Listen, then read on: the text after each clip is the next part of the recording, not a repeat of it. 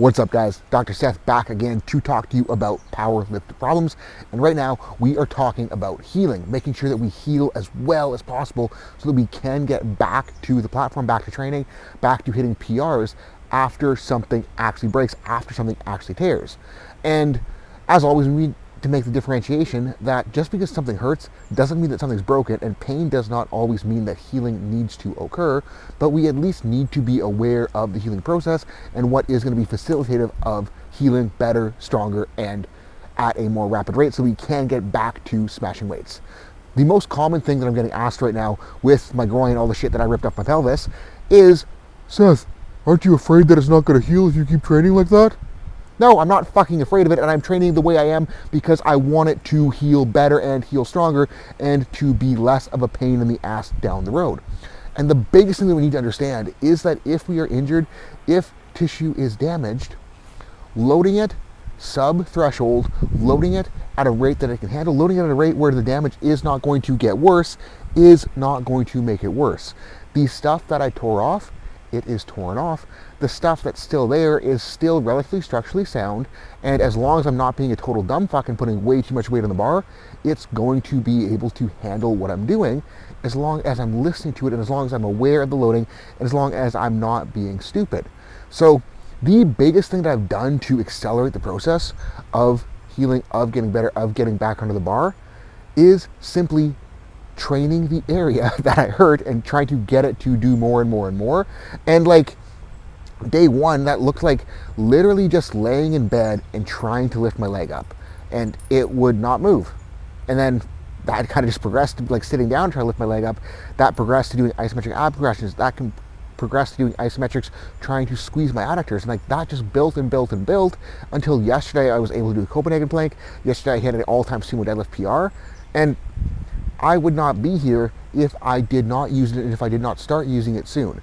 And the biggest trap that lifters get in after they tear something, after they have a surgery, is they will, again, like I'm not saying don't listen to your surgeon, but a lot of the times surgeons are not aware on the literature when it actually comes to tissue healing and tissue adaptation, and they're going to tell you, don't move, don't use it, don't do anything so that it can't heal.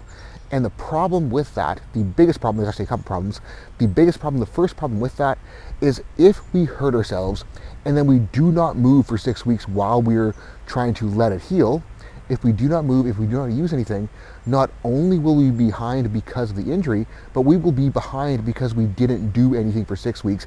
Everything's gonna be stiff, everything's gonna be clunky, everything is going to have gotten weaker just because we haven't used everything else. So not only are we trying to build back from the injury, but we are going to have to build back the entire everything else involved in the lift as well. And that is something that I do not want you guys doing. So if you guys are hurt, I will always recommend that we try to find something that we can do, something that we can do productively, as long as we're not exceeding capacity at the actual injury site.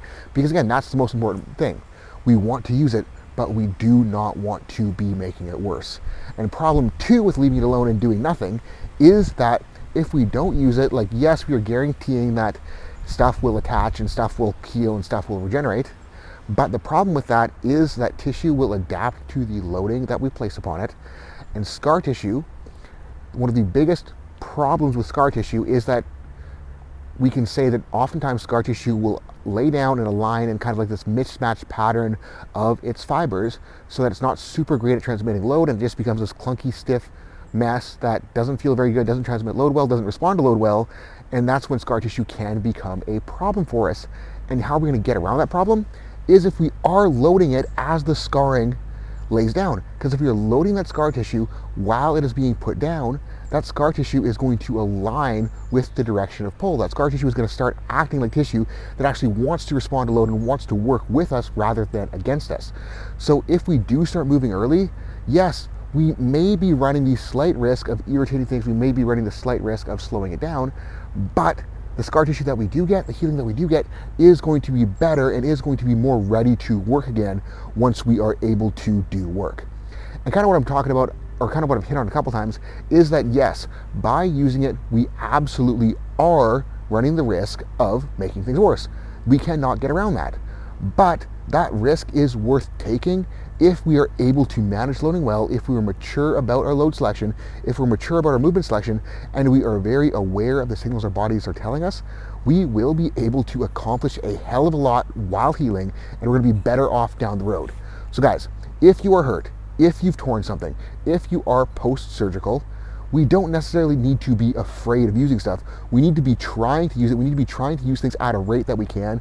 We need to be working to get things stronger as we heal, because the stronger they are as we heal, the more that we can do with them, the more we will be able to do, and the more strong we will be when the healing process is over.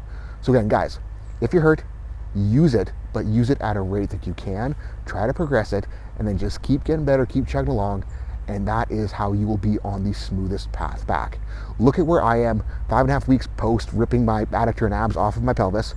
Look at where some of my post-surgical guys are, how quickly they're able to bounce back after reattachments. This shit works. Trust it. Listen to yourself while you're doing it, and find your way back to the platform. Thank you so much for watching. Let me know if that helped. Hit me up in the DMs on Instagram, or comment below if you have any questions, comments, complaints, all that shit. So thank you for watching again. Peace out. Have a good rest of your day. Do not be afraid of training.